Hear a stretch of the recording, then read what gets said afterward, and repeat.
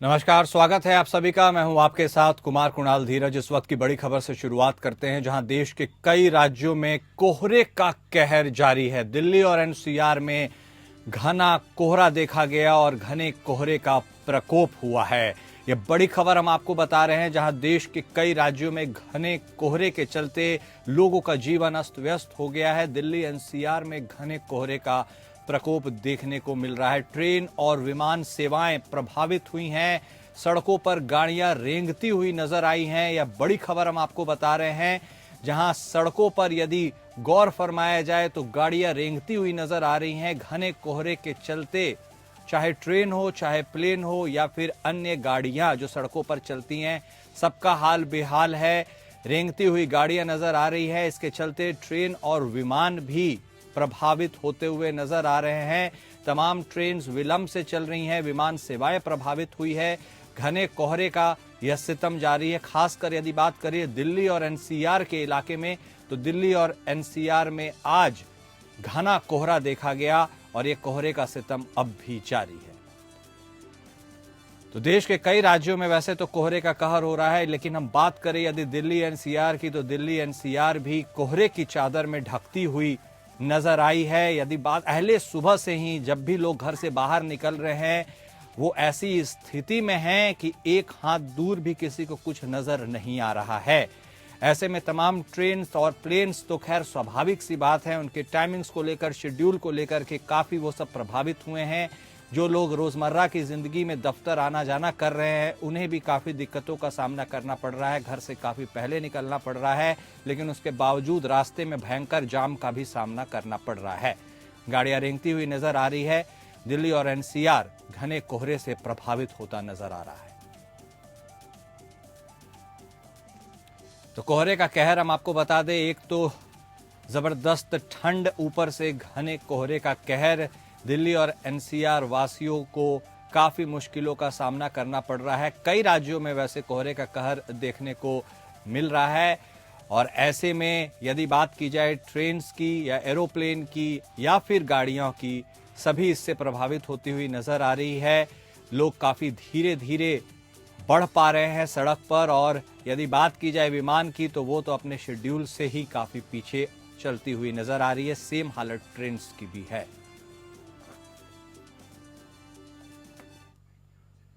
और इस बीच एक और बड़ी खबर प्रयागराज से, जहां महाकुंभ मेले का आज तीसरा दिन है। महाकुंभ में डुबकी लगाने का सिलसिला लगातार जारी है। ये बड़ी खबर महाकुंभ को लेकर के जुड़ी हुई हम आपको बता रहे हैं प्रयागराज से, जहां त्रिवेणी संगम पर श्रद्धालु आस्था की डुबकी लगाते हुए नजर आ रहे हैं। तो ये बड़ी खबर हम आपको बता रहे हैं महाकुंभ से जुड़ी हुई, जहां उत्तर प्रदेश के प्रयागराज में त्रिवेणी संगम पर श्रद्धालु आस्था की डुबकी लगाते हुए नजर आ रहे हैं। आज महाकुंभ के शुरुआत से लेकर के आज यह तीसरा दिन है। 2 दिनों में ही तकरीबन 5 करोड़ लोग प्रयागराज पहुंच चुके। 13 जनवरी से शुरू हुए इस 45 दिवसीय यानी 1.5 महीने के महाकुंभ के तीसरे दिन भी श्रद्धालुओं ने त्रिवेणी संगम पर पवित्र डुबकी लगाना जारी रखा है। पृथ्वी पर मनुष्यों की सबसे बड़ी भीड़ माने जाने वाले इस कुंभ के पहले 2 दिनों में 5 करोड़ से अधिक श्रद्धालुओं ने पवित्र डुबकी लगाई है। मुख्यमंत्री योगी आदित्यनाथ के नेतृत्व वाली उत्तर प्रदेश सरकार ने हेलीकॉप्टर से भव्य पुष्प वर्षा का आयोजन किया है, जिसमें संगम तट पर मौजूद लाखों श्रद्धालु पर गुलाब की पंखुड़ियां बरसाई गई हैं।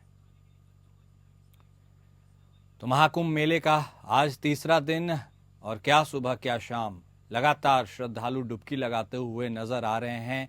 हजारों लाखों नहीं बल्कि करोड़ों की संख्या में लोग आस्था की डुबकी लगा रहे हैं। बहुत बड़ी संख्या में लोग प्रयागराज पहुंच रहे हैं और उसका सिलसिला अभी भी जारी है। हमारे संवाददाता आलोक सिंह हमारे साथ जुड़ चुके हैं प्रयागराज से, सीधे उनका रुख करेंगे।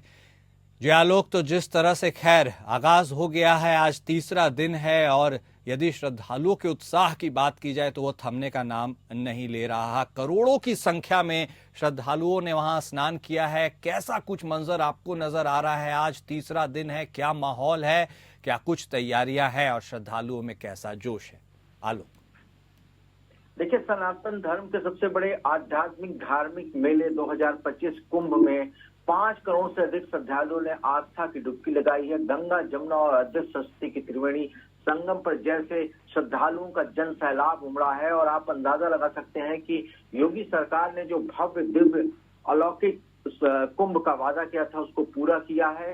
5 करोड़ से अधिक श्रद्धालु संगम क्षेत्र में आए, उन्होंने आस्था की डुबकी लगाई। और सबसे बड़ी बात यह है कि जिस तरीके से पूरी इतने बड़े जनसैलाब को नियंत्रित किया गया, वो बिल्कुल इसके लिए योगी सरकार को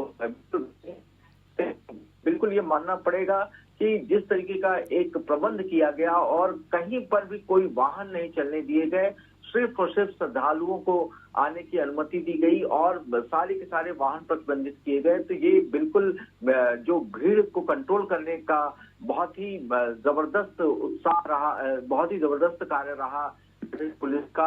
हाँ, दूसरा दिन है लेकिन कोई इतना उत्साह, इतना जोश है श्रद्धालुओं में कि आज भी वो संगम की तरफ बढ़े जा रहे हैं और बिल्कुल ठंड और कहर की परवाह किए बिना, जिस तरह यहाँ पर मौसम खराब है, सुबह से ही कोहरा और ठंड है, इसके बावजूद भी श्रद्धालु संगम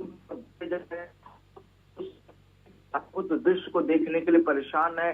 हर कोई उस अलौकिक अदृश्य सरस्वती की त्रिवेणी पे संगम पर आस्था की डुबकी लगाने को बेताब है। तो बिल्कुल बहुत ही शानदार श्रद्धालुओं का आवागमन वहां पर हो रहा है और बिल्कुल माना जाए तो बहुत ठीक है। ठीक है, बहुत धन्यवाद आलोक आपका हमारे साथ जुड़ने के लिए और विस्तार से ये तमाम जानकारी देने के लिए। संगम नगरी प्रयागराज में हो रहे महाकुंभ में अमृत स्नान के लिए आस्था की डुबकी लगा रहे श्रद्धालुओं पर हेलीकॉप्टर के जरिए पुष्प वर्षा की गई। विभिन्न अखाड़ों के सदस्यों के नेतृत्व में 1.5 करोड़ से अधिक श्रद्धालुओं ने त्रिवेणी संगम में डुबकी लगाई। इस अवसर पर अमृत स्नान कर रहे श्रद्धालुओं पर हेलीकॉप्टर्स के जरिए पुष्प वर्षा भी की गई। ये तस्वीरें हम आपको दिखा रहे हैं प्रयागराज से, जहां पर हेलीकॉप्टर्स के जरिए श्रद्धालुओं के ऊपर गुलाब की वर्षा, पुष्प वर्षा की जा रही है। ऐसे में श्रद्धालुओं का उत्साह दोगुना होता हुआ नजर आ रहा है। करोड़ों की संख्या में लोगों ने संगम में आस्था की डुबकी लगाई है और यह सिलसिला जारी है।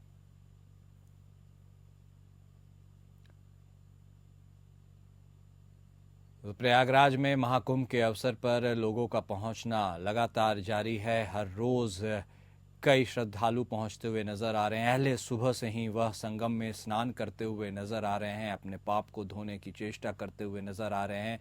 महाकुंभ में स्नान हो रहा है, कई अखाड़ों की तरफ से प्रतिनिधित्व करते हुए कई लोग वहां पर पहुंचे और महाकुंभ में अमृत स्नान का आनंद लिया।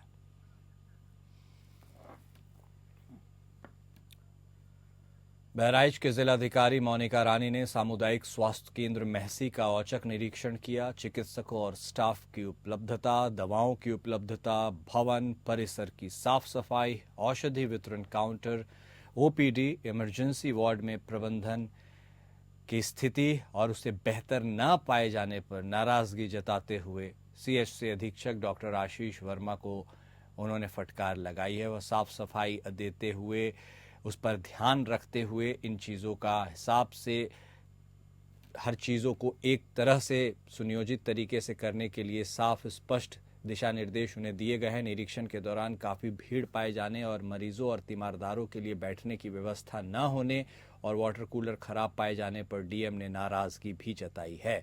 उन्होंने निर्देश दिया है कि तत्काल व्यवस्था में सुधार लाया जाए।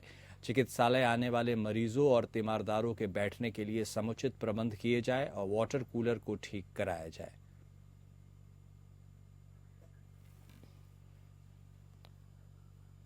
समस्तीपुर जिले को 937 करोड़ रुपए से अधिक की सौगात मिली। इस दौरान मुख्यमंत्री ने 198 विकासात्मक योजनाओं का रिमोट के माध्यम से उद्घाटन और शिलान्यास किया। इसमें 500 करोड़ रुपए से अधिक की 51 योजनाओं का उद्घाटन तथा 436 करोड़ रुपए से अधिक की 147 योजनाओं का शिलान्यास शामिल है।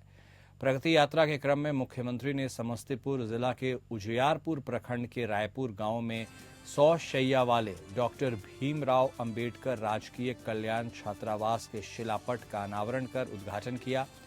मुख्यमंत्री ने नवनिर्मित छात्रावास भवन का भी निरीक्षण किया। इस दौरान भोजनालय, रसोई घर आदि का जायजा लिया गया। निरीक्षण के दौरान मुख्यमंत्री ने कहा कि छात्रावास बहुत अच्छा बना है, यहाँ सारी व्यवस्थाएं बेहतर ढंग से संचालित की जा रही हैं ताकि छात्रों को किसी प्रकार की दिक्कत न हो। इसके पश्चात मुख्यमंत्री ने आपातकालीन प्रतिक्रिया सुविधा सह प्रशिक्षण केंद्र के भवन का फीता काटकर और शिलापट अनावरण कर उद्घाटन किया। उद्घाटन के पश्चात मुख्यमंत्री ने नवनिर्मित आपातकालीन प्रतिक्रिया सुविधा सह प्रशिक्षण केंद्र के भवन का निरीक्षण किया और अधिकारियों से वहां की व्यवस्थाओं और कार्य प्रणाली की विस्तृत जानकारी दी।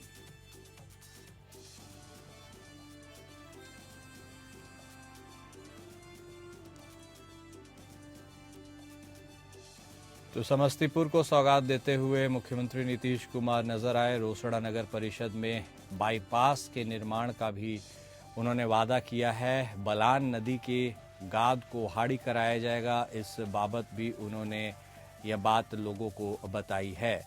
समस्तीपुर में मुक्तापुर मोइन को पर्यटन स्थल के रूप में विकसित किया जाएगा, इस बात का भी मुख्यमंत्री नीतीश कुमार ने आश्वासन दिया है। उस बीच एक बड़ी खबर आ रही है बिहार की राजधानी पटना से, जहां वहां के मंत्री को गैंगस्टर की तरफ से धमकी दी गई है। नीतीश सरकार के मंत्री को धमकी दी गई है, यह बड़ी खबर हम आपको बता रहे हैं। मंत्री संतोष कुमार सिंह को यह धमकी दी गई है। गैंगस्टर लॉरेंस बिश्नोई के नाम पर उन्हें यह धमकी मिली है। यह बड़ी खबर बिहार सरकार में मंत्री नीतीश सरकार के मंत्री संतोष सिंह को धमकी मिली है। गैंगस्टर लॉरेंस बिश्नोई के नाम पर उन्हें धमकी दी गई है। ये बड़ी खबर बिहार से सामने आ रही है, जहां कुख्यात गैंगस्टर लॉरेंस बिश्नोई के नाम पर नीतीश सरकार के एक मंत्री को धमकी मिली है। जानकारी के अनुसार बिहार सरकार के श्रम मंत्री संतोष सिंह से लॉरेंस बिश्नोई के नाम पर रंगदारी मांगी गई है। धमकी देने वालों ने संतोष सिंह से 30 लाख रुपए की मांग की है।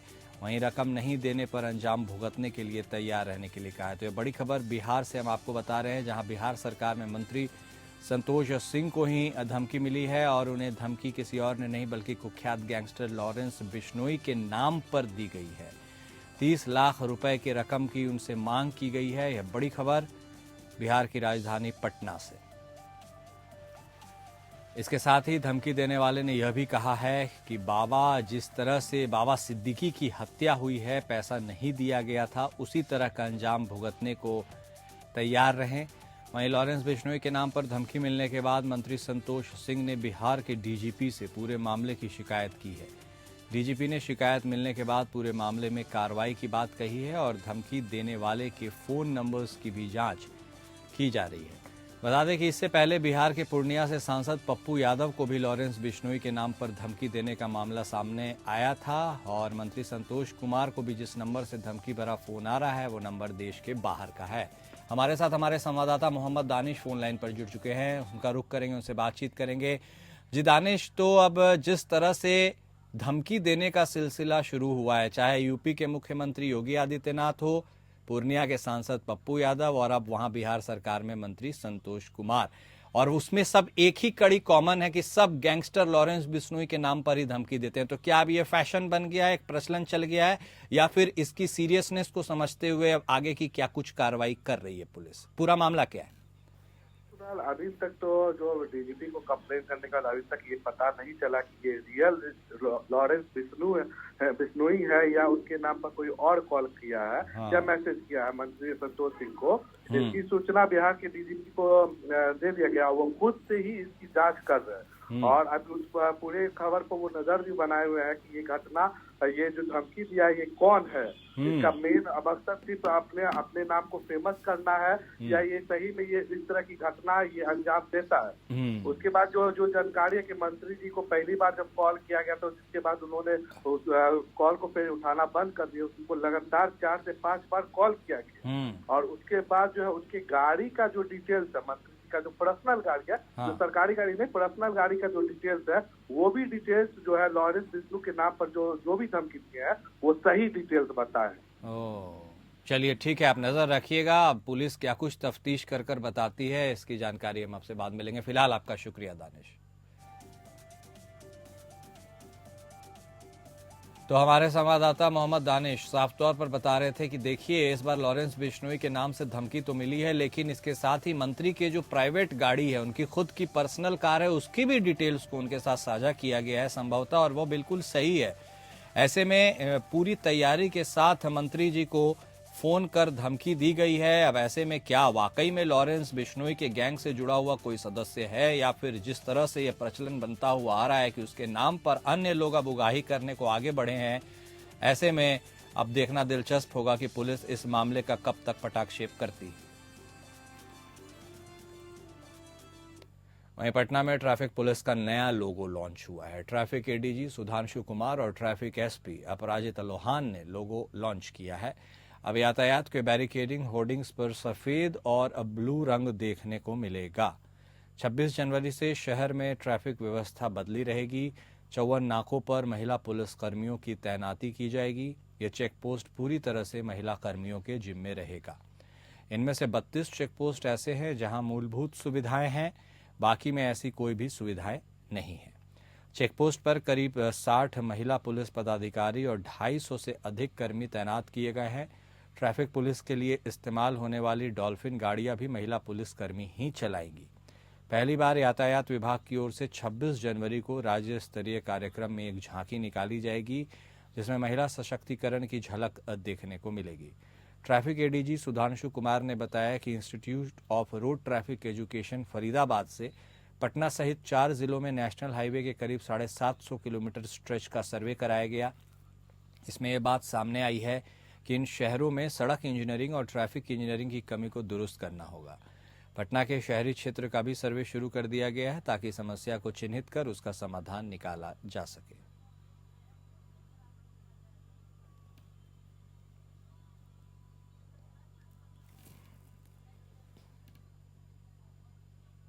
और इस बीच एक बड़ी खबर संभल से आ रही है, जहां संभल में हिंदू परिवारों को इंसाफ मिला है। दंगों के 46 साल बाद उन्हें इंसाफ मिला है। जमीन पर उन्हें उनका मालिकाना हक दिलाया गया है। तो ये बड़ी खबर संभल से, लगातार संभल सुर्खियों में, और इस बार हिंदू परिवारों को मिले इंसाफ को लेकर के यहां वहां पर चर्चाएं हो रही हैं। प्रशासन ने 10,000 स्क्वायर फीट जमीन पर परिवार वालों को मालिकाना हक दिलाया है। यह बड़ी खबर संभल से हम आपको बता रहे हैं, जहां 1978 के दंगों के बाद पलायन करके निकले हिंदू परिवारों को 46 साल बाद इंसाफ मिला है।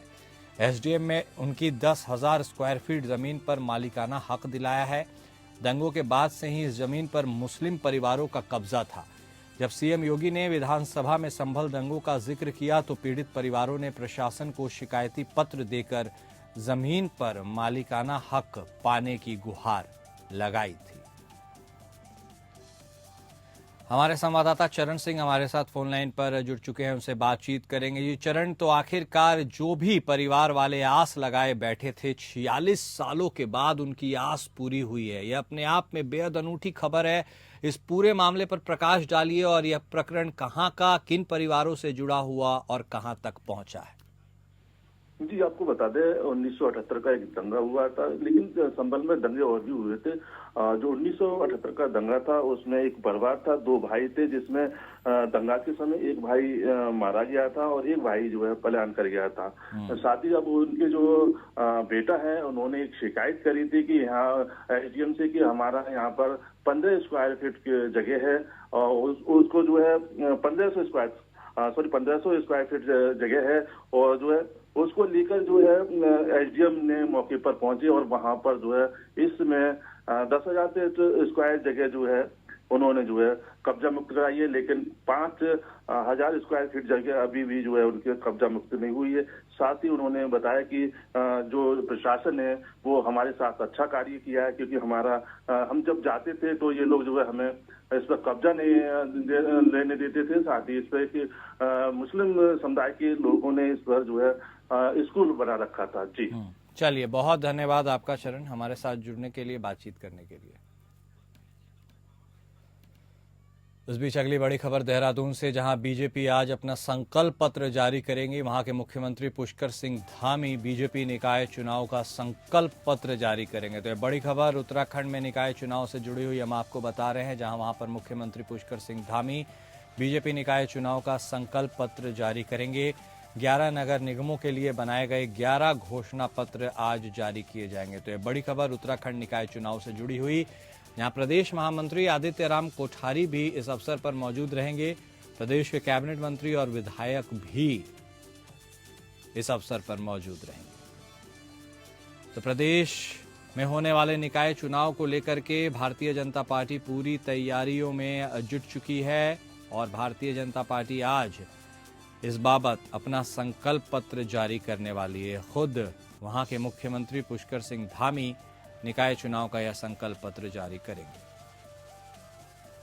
11 नगर निगम के लिए बनाए गए हैं 11 घोषणा पत्र। तो हर एक नगर निगम के लिए अलग से घोषणा पत्र बनाया गया है और इसे आज जारी किया जाएगा। प्रदेश महामंत्री आदित्य राम कोठारी भी मौजूद रहेंगे। इसके साथ ही उत्तराखंड सरकार के अन्य कैबिनेट मंत्री और विधायक भी मौजूद रहेंगे। इसकी पूरी संभावना जताई जा रही है।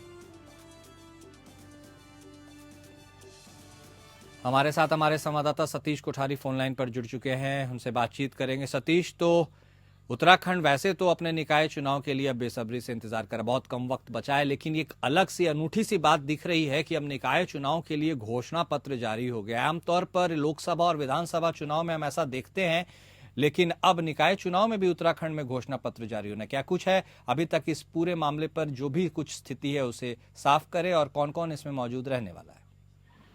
देखिए, आज भाजपा जो है अपना संकल्प पत्र जारी करेगा। अभी भाजपा कार्यालय में जो है उसी का प्रोग्राम चल रहा है। तो अभी मुख्यमंत्री धामी भी पहुंचने वाले हैं, साथ ही कैबिनेट मंत्री गणेश जोशी पहुंच चुके हैं, साथ ही कैबिनेट मंत्री सुबोध उनियाल पहुंच चुके हैं, ढोयाला विधायक पहुंच चुके हैं, कैंट विधायक पहुंच चुके हैं। तो सभी लगभग सभी कैबिनेट मंत्री पहुंचने की संभावना है और मुख्यमंत्री जो है और जो इनके मेयर प्रत्याशी वो भी पहुंचेंगे।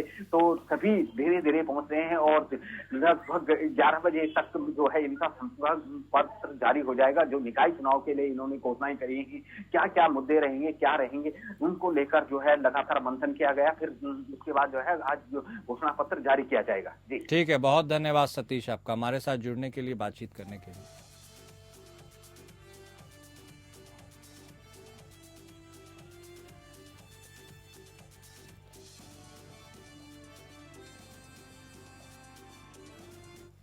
झारखंड के देवघर स्थित बाबा मंदिर में मकर संक्रांति को लेकर श्रद्धालु पूजा करने पहुंच रहे हैं। श्रद्धालुओं की भीड़ को देखते हुए जिला प्रशासन की तरफ से विशेष इंतजाम किए गए हैं। मंदिर के पुजारी ने बताया कि अगले 1 महीने तक पुरानी संस्कृति और सभ्यता के अनुसार खिचड़ी और तिल के लड्डू का विशेष भोग लगाया जाएगा। प्राचीन परंपरा के अनुसार मकर संक्रांति के अवसर पर श्रद्धालु भगवान भोलेनाथ के शिवलिंग पर तिल अर्पित करने के बाद ही अपने घर में मकर संक्रांति मनाएंगे। वहीं मंदिर के पुजारी ने कहा कि इस बार कुंभ मेला की वजह से कहीं न कहीं मंदिर में भीड़ थोड़ी कम है, लेकिन उम्मीद है कि अगले 1-2 दिन में भीड़ बढ़ जाएगी।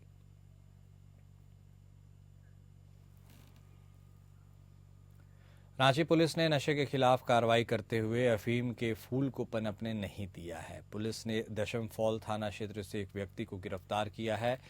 दशम फॉल थाना क्षेत्र से पुलिस ने अफीम की खेती करते एक व्यक्ति को पकड़ा है। मेघनाथ मुंडा के पास से पुलिस ने 2 मोटरसाइकिल, सिंचाई पंप, 2 LED लाइट सहित 10 अफीम के पौधों को जब्त किया है।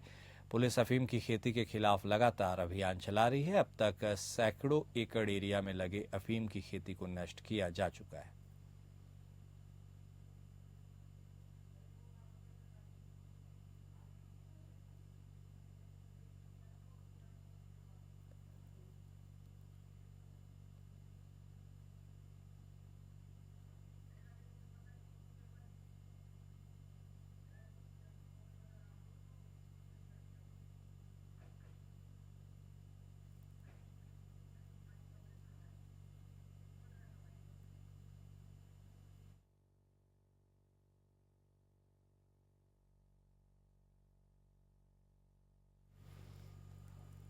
इस बीच एक बड़ी खबर छत्तीसगढ़ से आ रही है, जहां तकरीबन 2900 टीचरों की बर्खास्तगी के आदेश हैं। 30 के अरेस्ट होने की भी बात की जा रही है। बीएड डिग्रीधारी सरकारी शिक्षकों पर यह कार्रवाई की गई है। तो ये बड़ी खबर हम आपको बता रहे हैं छत्तीसगढ़ से, जहां 2897 टीचर्स को बर्खास्त कर दिया गया है, 30 को गिरफ्तार भी कर लिया गया है और डिग्रीधारी बीएड शिक्षकों पर यह कार्रवाई की गई है। तो यह बड़ी खबर हम आपको बता रहे हैं छत्तीसगढ़ से जुड़ी हुई, जहां इतनी बड़ी संख्या में सरकारी टीचरों के ऊपर गाज गिरती हुई नजर आ रही है। तकरीबन 2897 सरकारी टीचर्स की बर्खास्तगी और 30 के तो अरेस्ट के लिए भी बात निकलकर सामने आ रही है। टीचरों में इसको लेकर भारी आक्रोश नजर आ रहा है और यह अपने आप में बहुत अलहदा है। और अभी के लिए इस बुलेटिन में इतना ही। नमस्कार।